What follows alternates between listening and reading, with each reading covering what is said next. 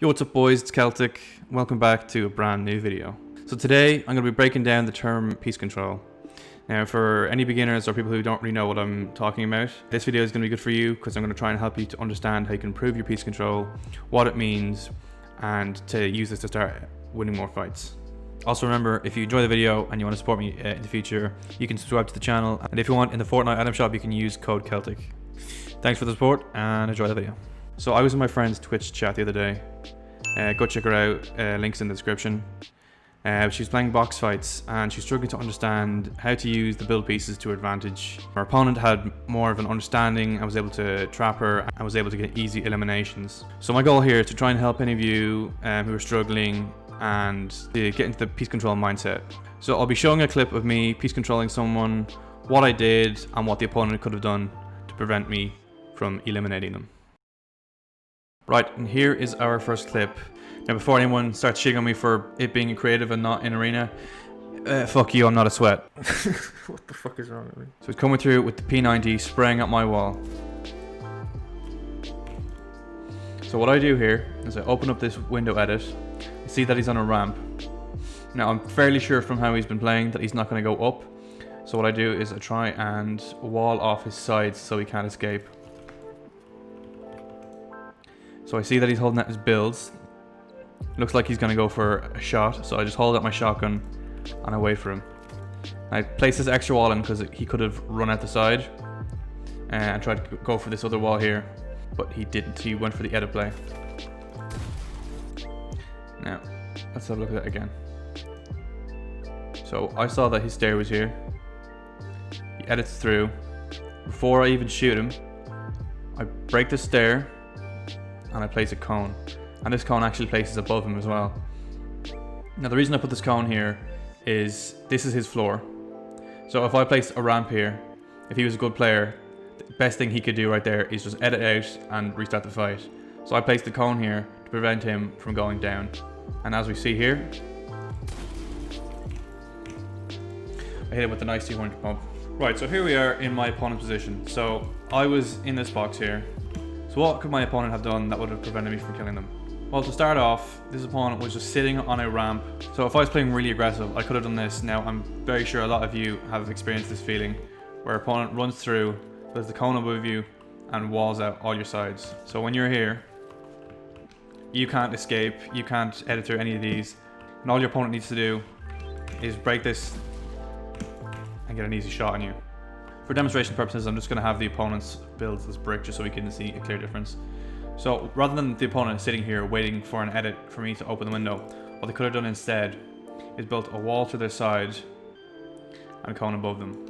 So if I in this box, I come through and I try and wall them off like so, they're still going to have the option to go up or out to the side.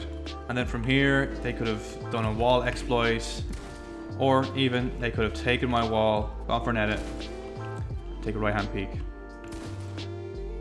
So for our second clip here, I'm guessing a lot of you, are thinking from the last one, oh, but Celtic, I'm only on controller, I'm only on console, I can't do 16 quadruple edits in a row. That's fine. This next clip is when I played against a really good player, but there was no fancy edits, it was just mindset. Okay, so let's start this off. So I'm pressuring his top. I place a wall immediately because I thought he might have edited through that floor, but he didn't. And he went off into a new box because he knew that he didn't have a roof here, so the best bet is to just make a new full box.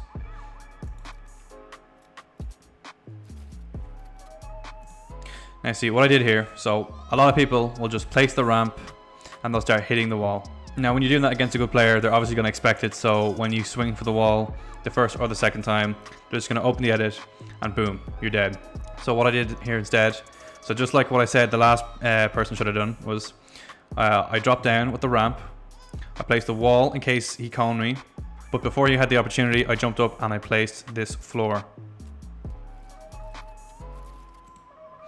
Now, so what I did here, so when I edited down, I decided to flip my ramp so I had protection from his shots. And I also decided to place a wall to my right. So not only do I have an option to go out this way if I get stuck, but I can also go out through this way and build a hole in the box. Now what this player did was smart. He placed a cone above me to stop me from going upwards. But the one thing he forgot to do was he didn't place a wall behind me. So that gave me ample opportunities to escape.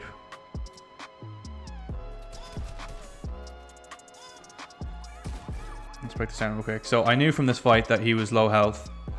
I didn't place a floor because I was kind of trying to bait him out to rush me, place a floor and try and hit my ramp. Now he didn't do that, but if we look closely again. So I edit my ramp to the side. Now even if you're not very good at editing, you don't have to do this super fast, but I flipped my ramp. I knew he'd kind of jump up and go for this angle, so I knew I could clip his head and hit him. Now, the main thing to take away from this is not the edits or whatever, it's the fact that when I dropped down, I had these walls on my side. So if he started to pressure me and he was trying to take this build piece and I was worried that he would get it, the best thing I could do is just edit out here, new box, or edit out here, new box. So if you're ever taking someone's wall in future, just like I did right here, make sure when you're coming down, you place a wall, and either you can stand there with your shotgun, or you can jump up and place a floor. So what my opponent could have done instead of going for my ramp, could have made this into a window edit and try and take these three pieces. So that's the floor and these two walls. Now from here, they could try and take this piece and do as we did before and place cones. And that would only leave me one option to go that one way. But they would have control of all of these different sides. And then they could have gone back to their top corner edit and gone for a shot. Okay, so for this final clip, I was playing BHE with one of my friends. We're just messing around with hunting rifles, as you can see. But yeah, let me press play. So I see him come around, and he's just been pressuring this wall the entire time. But he runs around here, past this wall, and starts waiting for me to open up an edit here. So what I do, so I rush out, I place a wall here. And the reason you guys want to start doing this, especially if you come up against a good player, is they'll instinctively already be doing this. So they'll already be trying to place builds everywhere to try and get as much control as possible. So what this guy could have done is he could have come around the front and placed this wall and edit on me while I was running through. But instead, I ran through, I placed this wall, I edited through, I then placed this wall so he couldn't place it and edit on me. And what I did in here was I put him on my staircase. So the reason I did this was to prevent him the opportunity to build a ramp and come up over my wall. And then just a simple shot.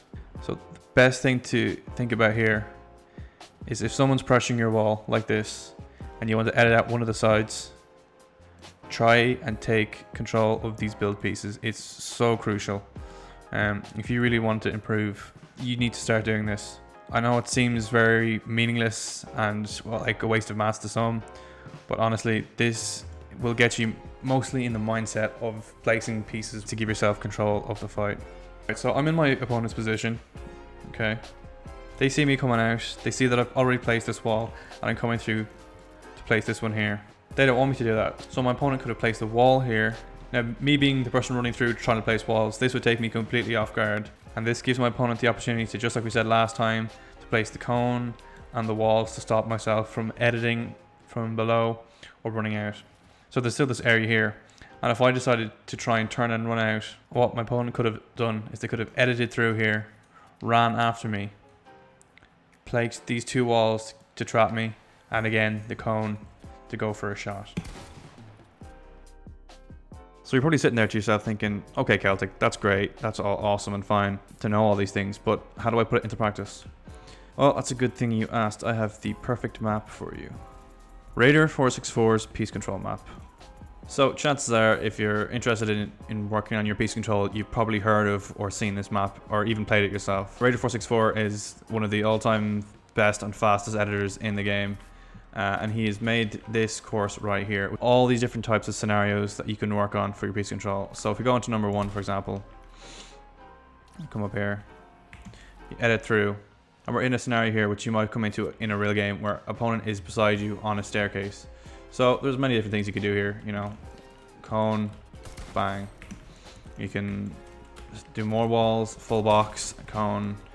You can come through, cone the top, reset the builds, edit again, come up from behind. And the thing you want to do with drills like these is you want to it's just repetition, getting the muscle memory build of editing through, placing the cone.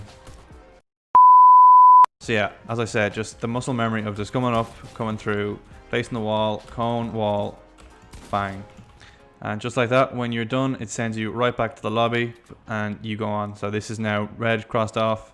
You've completed this and you can just go into another one.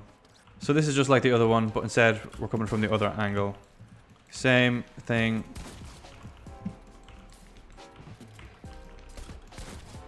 A lot of these are very similar. Let's go to number 5. So you come through, place, builds, bang. And the good thing about this map is you can do whatever you want. So if you weren't able to do something like that, you could come down, you could place these two, you could drop on with the staircase, edit through. So you can go at your own speed. This really isn't about impressing anybody. This is just for yourself, getting in the muscle memory, and having fun. You know what, this is fun because who doesn't want to sit around and bully bots all day, you know?